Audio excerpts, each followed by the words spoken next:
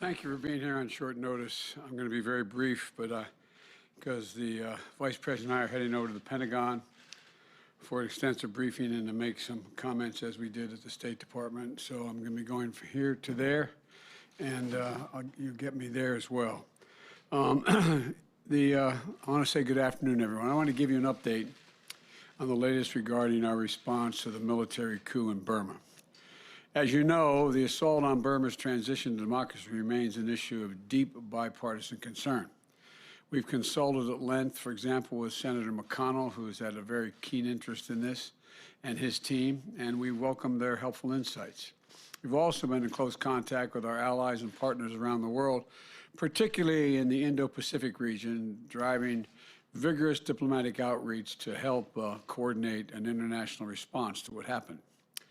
The strong and unified message emerging from the United States has been essential, in our view, to encouraging other countries to join us in pressing for immediate return to democracy. Last week, the United States helped bring together the UN Security Council, which issued a strong statement in support of Burmese democracy. And this week, we will use our renewed engagement on the Human Rights Council to strengthen the world's commitment to human rights in Burma. Today, I again call on the Burmese military to immediately release the democratic political leaders and activists and that they're now detaining, including Aung San Suu Kyi, and also Win Myint, the president.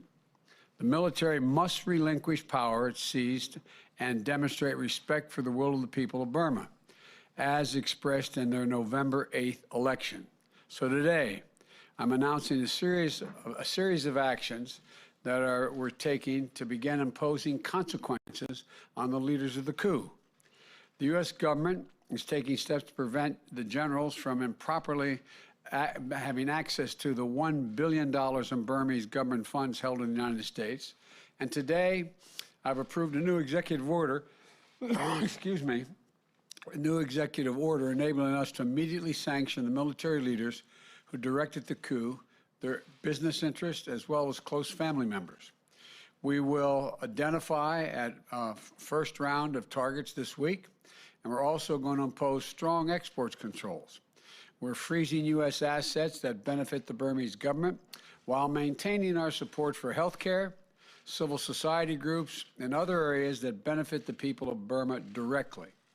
And finally, as protests grow, violence against those asserting their democratic rights is unacceptable, and we're going to keep calling it out. The people of Burma are making their voices heard, and the world is watching. We'll be ready to impose additional measures, and we'll continue to work with our international partners to urge other nations to join us in these efforts. So I thank you all. I wanted to have that statement before I got in the vehicle to go out to the Pentagon, and I'm sure I'll see some of you at the Pentagon. Thanks for coming over in such short notice. Thank you.